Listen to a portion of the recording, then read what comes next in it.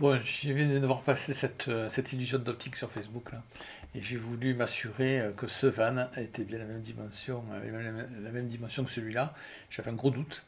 Je sais qu'il y a un effet de perspective, donc mon cerveau est soumis à cet effet-là.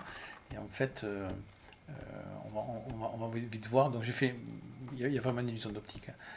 Je fais la sélection ici de ce van là, je promène ma sélection, et puis là on voit que c'est bon, c'est la même taille, et sur là c'est évidemment, ça sortirait complètement du cadre, et non, ça sort pas du tout, donc on est bien sur la même taille. Et, du coup, je me suis même amusé, alors je vous montre à dupliquer le van. Si je le mets en arrière, ben, on voit qu'il est encore plus gros. D'ailleurs, c'est là où c'est fou, c'est si je le mets devant, regardez ça. Vraiment, l'illusion est parfaite, quoi. C'est vraiment, le cerveau reconstruit complètement la réalité pour nous donner une réalité, voilà, qui lui semble plus réelle.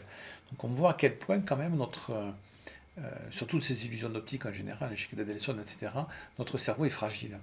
Et quand j'entends toute la journée cette injonction de justement faire confiance à notre cerveau, à notre ressenti, alors oui, hein, il faut faire confiance à notre ressenti, c'est pas la question, je ne remets pas ça en doute ou en cause, mais quand même pas trop non plus. Voilà, il y a un moment donné, il faut quand même faire gaffe, quoi. Des choses peuvent paraître tout à fait sensées et pas l'être du tout, et on risque de se faire plumer. Voilà, bonne journée.